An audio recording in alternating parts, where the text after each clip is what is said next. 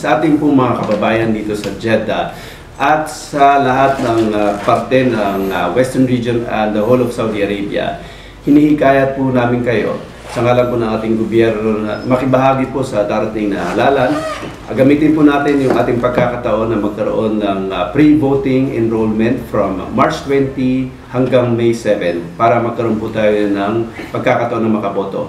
Tandaan po natin, ang mayroon lamang pong pre-voting enrollment ang magiging eligible para maging voter sa ating online voting.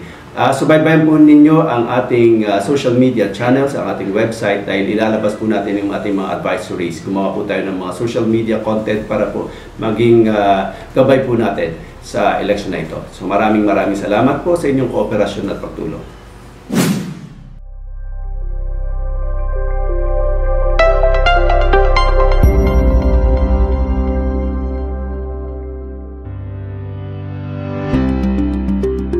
Tayong mga Pinoy, saan man sa mundo, gusto nating laging konektado tayo sa ating pamilya at mga kaibigan.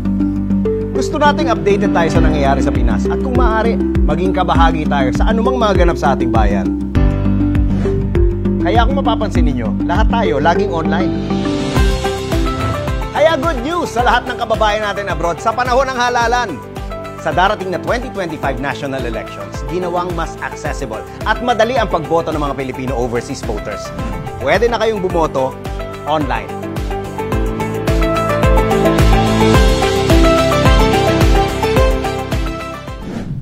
May mga OVCS kiosk rin sa embassies and consulates na gagamit ng OVCS na binabantayan ng post personnel para sa mga sumusunod.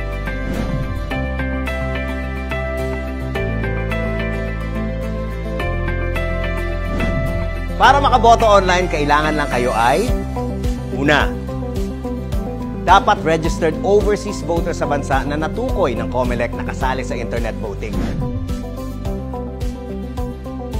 Para malaman ang kumpletong listahan, pumunta sa www.comelec.gov.ph.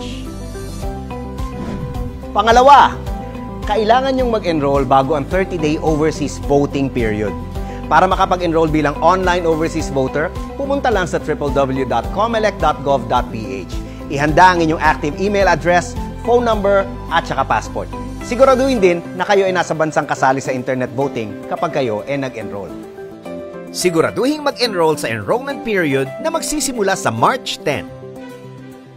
At pangatlo, gamit ang inyong mobile device, computer o tablet, makakaboto na kayo online sa nakatalagang voting period mula April 13 hanggang May 12, 2025, 7 p.m. Philippine Standard Time.